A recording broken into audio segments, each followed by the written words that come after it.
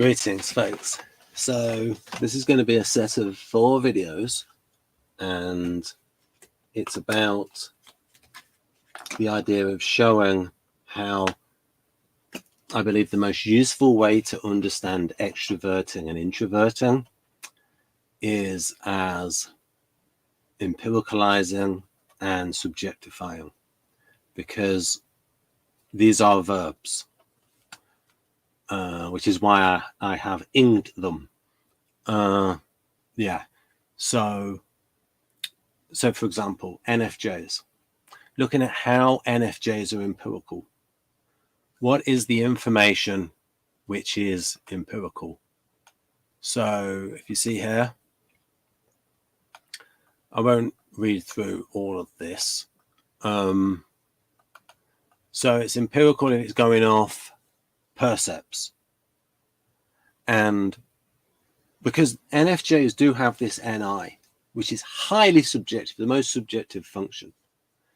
This is how they are empirical, how they are in the world and the data, what is real to them. So we have the FE percepts. What FE is, again, what it reacts to, what is real. Affect display, facial expression, tone of voice is real. You can study Paul Ekman there. Same facial expressions in this tribe which has been cut off from everybody else. Same facial expression for disgust and happiness, sadness. Now, they're all going to be culturally specific gestures, such as the V sign, which is rude in England and Australia, but not in the United States. I sort of put that, I'm sort of repeating myself. But yeah, so this is empirical. This is there. And you could argue that character and action as well, in that that is a, if not universal, a global. Like I said there, a young man beats up a woman or a child. There's going to be a pretty global, consistent reaction to that, the way human beings are wired. And then it's also, there's a sensitivity towards group morality, a societal instinct. This is where the focus of attention of the NFJ. Yeah, and again, yeah, that is a percept, in that, in thinking about what is the right thing to do, that information is coming back to the fore. And so that's all empirical. And this can vary a lot by culture. A lot by culture. Someone might live in an apartheid culture. I won't say what kind of apartheid, because that would be getting political. But a non-racial kind of apartheid. Right. Laura will mention that in the first episode of Woman Housemates. Yeah. What else? So that is how FE is empirical.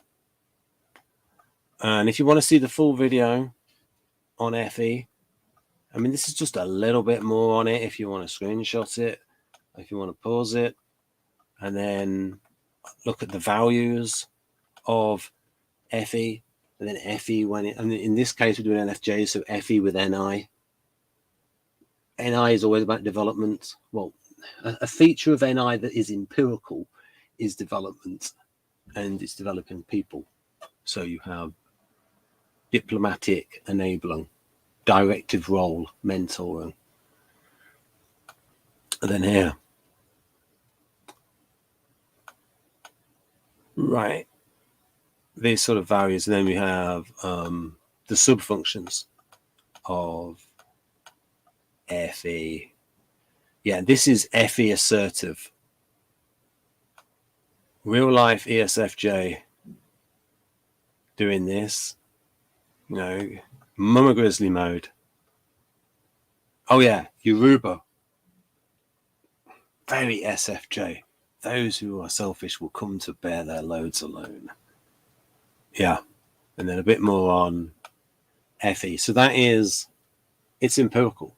So this dichotomy of empirical subjective helps to explain why we can understand each other and misunderstand each other. So this is something which is, again, this is empirical.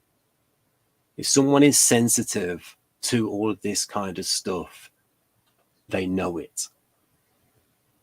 Now we're going to move on to NI, which is highly subjective, because not only is it subjective, it's in the flipping unconscious. And I've tried to give it the sort of the most. So again, how much of this is of the subject? So some two NLP concepts help with this. Not so much the through time as this bit, the inner focus, which is sometimes trance-like.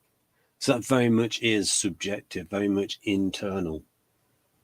Yeah, so socionics has this dichotomy of external, internal, which is just wrong. And this dichotomy, I mean, this is in information socionics, prevents them from understanding verting. Because basically it's the empirical functions, the extraverting functions, which are external. What I showed you there in FE, the affect display, external, the mores, external. You can pick up a book, someone can do a study. These are the values, this is what the culture is like in a particular area. Sociologists can study it, anthropologists. But NI, so subjective. I mean, even the NFJs, asked them to talk about it. And again here, the archetypes, what it means to someone. It's like, what is that image doing for you? And it's like, well, it's hard to explain. And again, this feeling of being on the verge, so subjective. And then this line from, I mean, I think JMS is an INTJ6. And because he's got that, I'm going to stick up for the sixes. Because he's got that 6. When a thinker has the 6, it can access feeling. Right. Because INTJs normally shouldn't be able to be that good at characterization. Now, he is also got a psychology, well, an American degree. Half of it's in psychology, half of it's in sociology. Right. But this line here, very abstract. The future is all around us, waiting in moments of transition to be born in moments of revelation. So those revelations, very subjective. Yeah, so very much of the subject. So with all of this being so mystical, so much, and then here is a quote from Tamsi, real life INFJ. You can find her as sensual mystic. Yeah. And the function most related to the unconscious, specifically in Arctic. So you can just see how subjective this is. And then here, then we start getting into the magical powers. It's just the most likely of the types. Now, part of this, I got some background information that part of this was written by because the editor was Stephen Montgomery, INFJ, contender idealist, and so he put a bit of the NI stuff in there. So all those socionics people that don't think Kurz's counselor program, counselor profile is not II, I beg to differ, because just drink all that NI in. Premonitions, foreknowledge, that's something that's going to happen. That's intuition of time. Again, Yeah. Yep. Great fan of him. Met him. Again, highly subjective. If you'd ask somebody, how do you know that's going to happen? And then if it does happen, you can say, well, you can't show me the reasoning. That was just a lucky guess. Highly subjective. So you'd think these people are off in cloud cuckoo land, but they are very much attentive to FE stuff and also attentive to how what they say lands with people, and they're able to use metaphors to get across this highly subjective NI material. INTJ is very bad and doesn't want to talk about its NI, maybe because it's a rational NT reason. So there we go. So we go back to, this is how they're empirical. This is the reality of, that is how they're empirical. You can't argue with that with an NFJ. That's how they're anchored to reality. And this is how they're off in their own heads. Now, again, all types like this with subjective functions. INTPs can be off with TI, right? Theories that don't relate to reality and like rigid thinking. All the subjective functions can be like that. Now we're on to the NFPs. Now I want to do NE first. So I think I've done the naming incorrectly, because I want to do the empirical first. That should be that one. That should be NE, FI, NFP1, NFP2. Okay, so I just got to remember. So yeah, NE. How is NE empirical? Now this is the hardest of the extroverting functions to prove is empirical, but I got there in the end. So what it is the idea that the thing is with how it's empirical.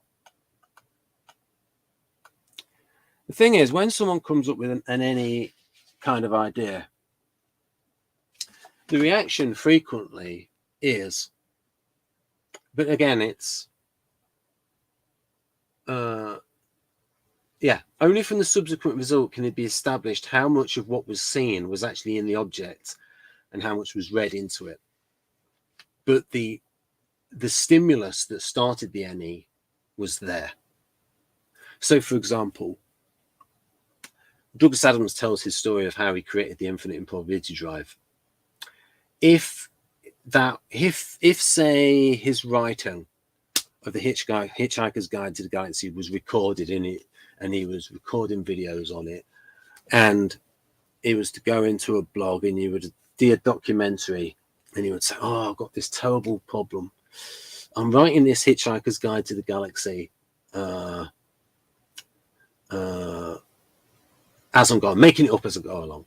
I've just thrown Arthur and Ford into outer space. They've been thrown out the airlock because they were hitchhiking on a Vogon vessel, outer space vessel. And I put them in this huge jeopardy, and it's like, they're going to die within 30 seconds. I need to rescue them, or my series is going to be over. And I've got 5 more episodes to write. So what do? I need to rescue them within 30 seconds. But the problem is, I keep coming up with a solution, and all of these solutions are highly improbable. Right, so he can say he's recording that to the audience. I don't know what I'm going to do with this problem. Oh, dear. Now, because I'm an ENTP, I'm just going to go do something different. And, I'll just watch television. I don't know what I'm doing. Oh, dear. Oh, what's that? This seems interesting. I'll watch this program on judo. I'll procrastinate, as is my want. And then the instructor says, what you got to do when you're going up against a heavier opponent is you've got to use the weight of the opponent against himself. And then the ENTP Douglas Adams, he hears that. Ooh, weight of the opponent against himself. And he abstracts from that from weight of the opponent against himself.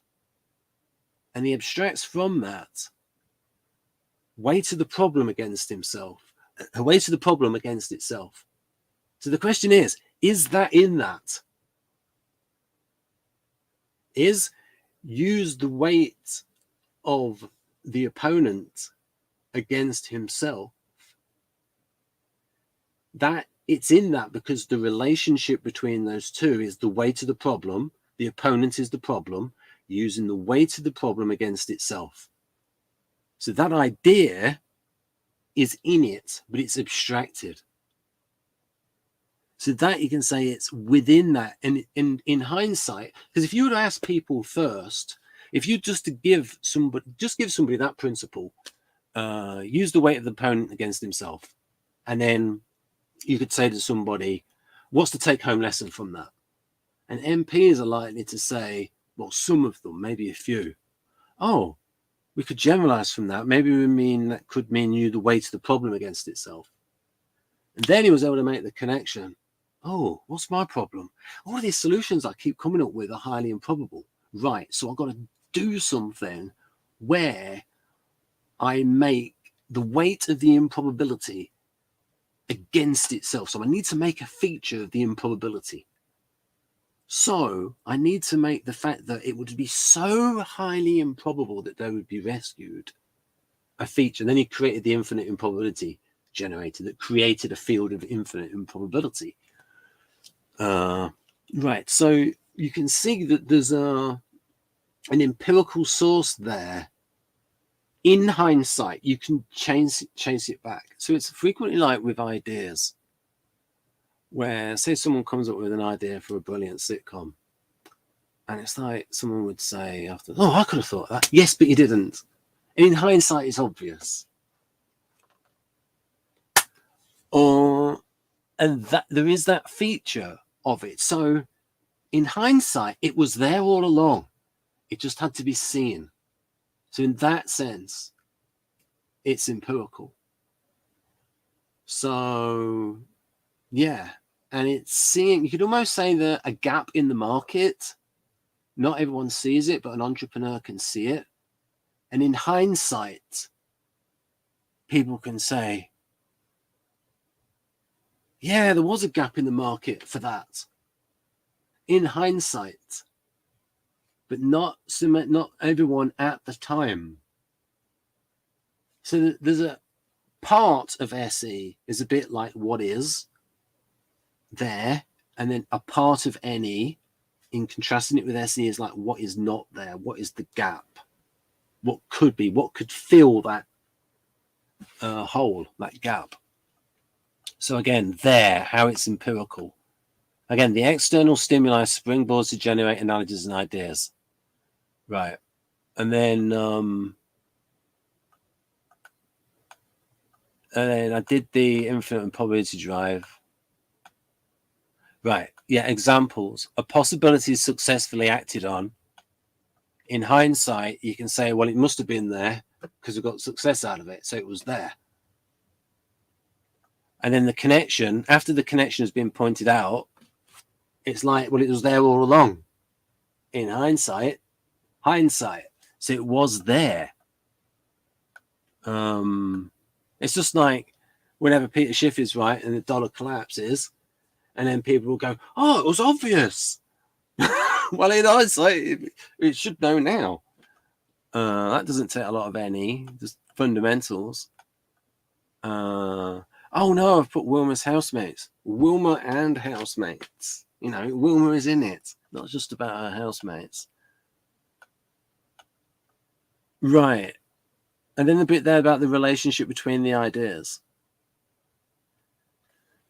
So again, the perception of similarities. So when you're seeing the similarity is empirically there. It's not just subjective, because you could discuss it. Someone could say, well, how is that similar, Ben? We could say, well, this is like this, that is like that. But when someone has an NI thing of, I think this is going to happen and that, then how do you know? I just think it's going to happen. And then it's like, if you're right, someone could then say, oh, lucky guess, you can't prove why you were right. But with NE, you can prove what the connection is, how this is similar to this, how this idea came about. And then the other person would then say, oh, that's obvious. Well, I don't think of that. Right. And then a bit more. Right. And then this is just Douglas Adams talking about, again, the creation of the infinite improbability drive. So I'm not going to read through that. Again, the judo. And then here, how it combines with the thinking. Again, use the weight of the problem against itself. So that principle is in use the weight of the opponent against himself.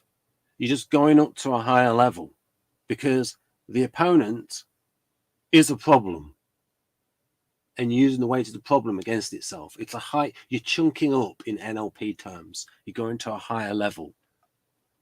Now, part of that is NE, part of that is thinking. Right, again, what is the problem here?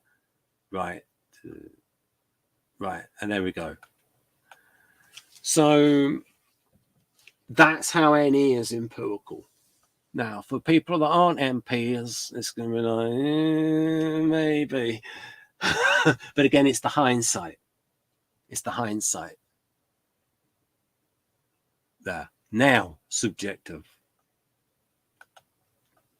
Now, for ESTPs and ENTPs, their reaction is going to be 2, right? FI is subjective.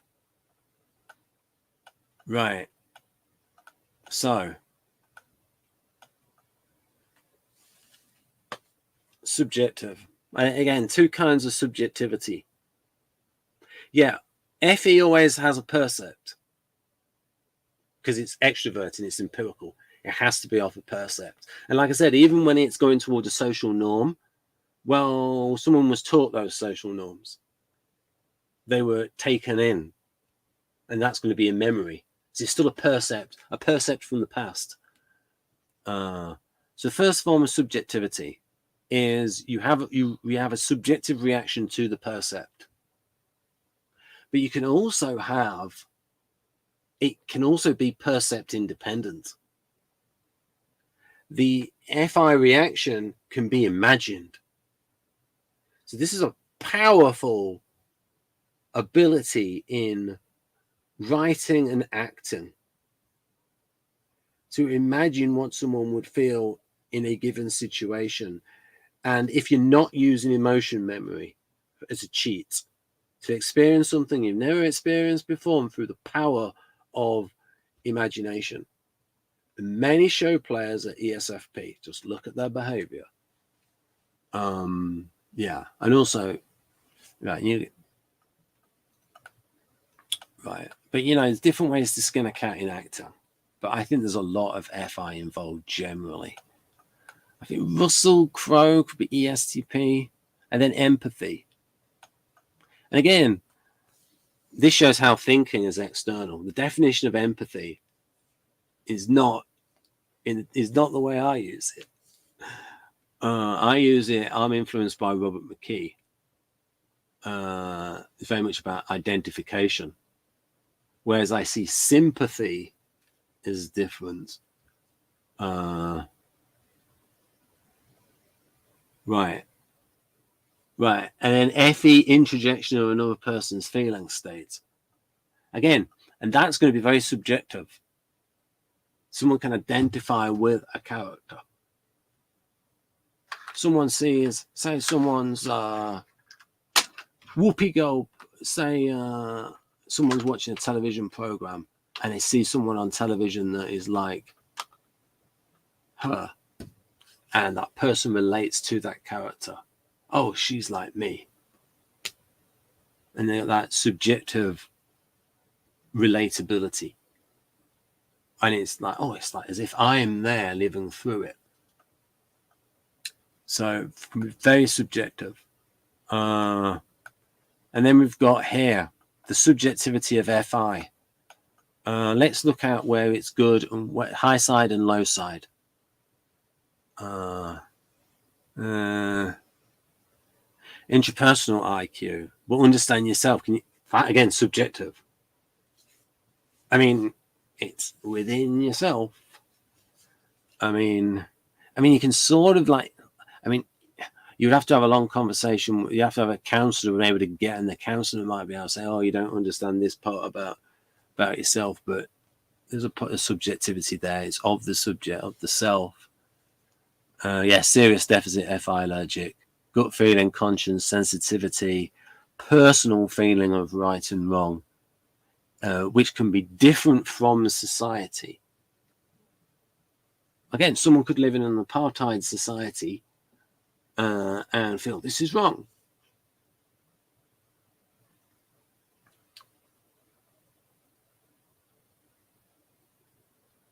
Right, empathy, good for art, the appropriateness. Yeah, someone can have a feeling of appropriateness, irrespective of what they were doing in Seinfeld. In Seinfeld, with the comedy of manners, in those plots, well, what do we do in this situation? They're going towards the societal norms of what is the right, what is the etiquette, what is the social etiquette, which you can also use FI to what do I subjectively feel is the right thing to do.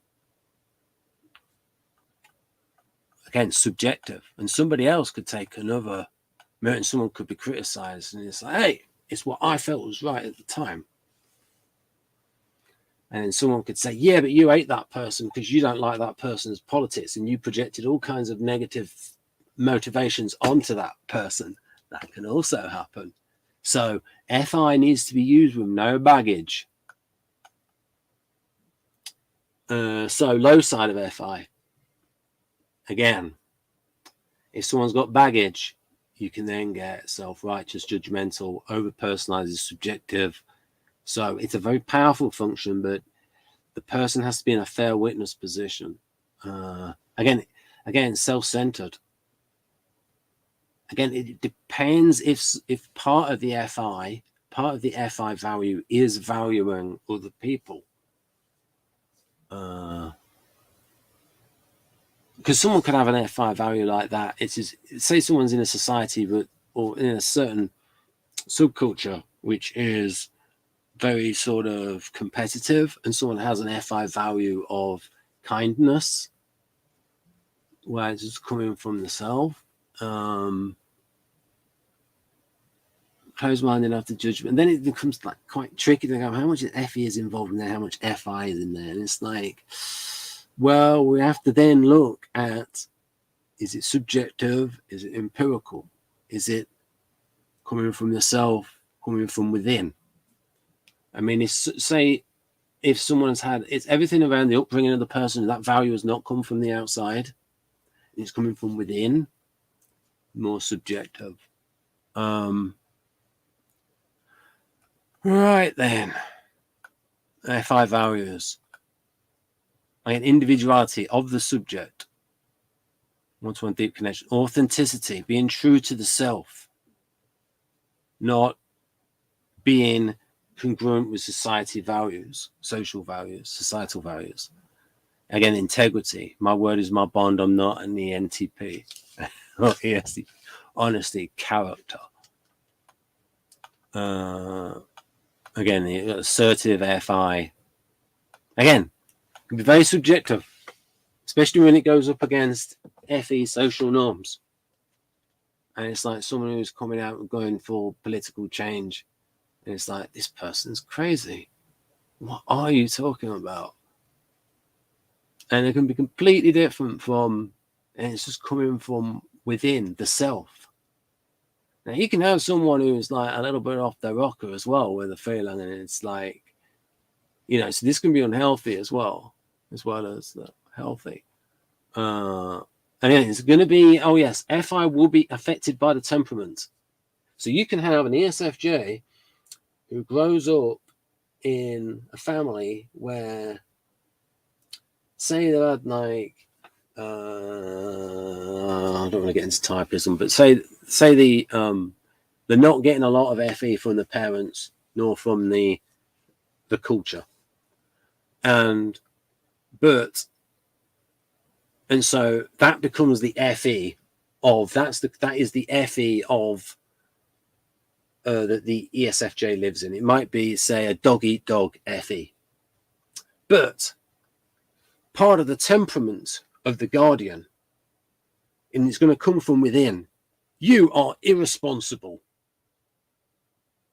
Responsibility might not be a value for that particular person coming from the outside, but from within, you are irresponsible, and that's going to come from within.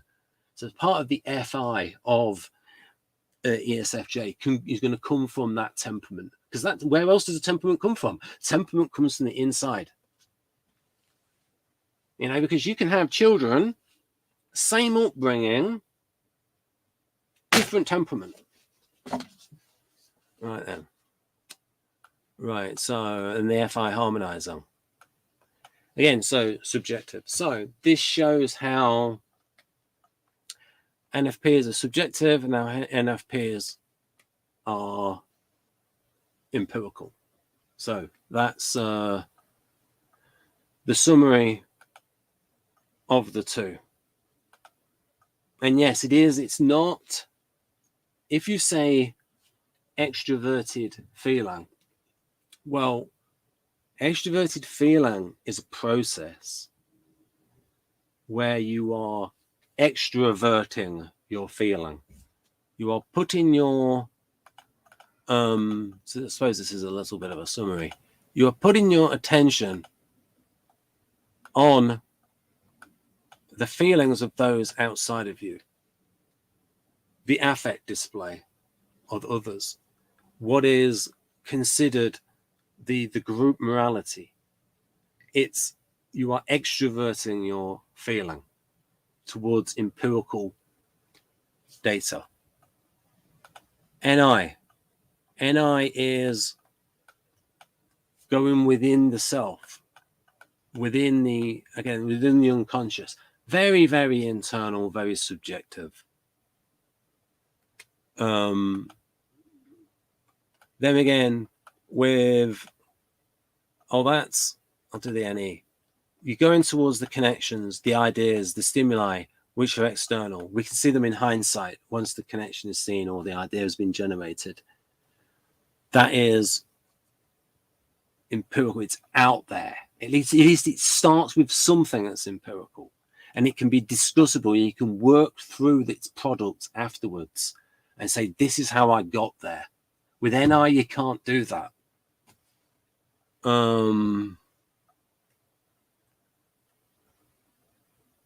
Maybe if you've got NI with thinking, and then, but I'll get into that when I get to the NTJs and NTPs.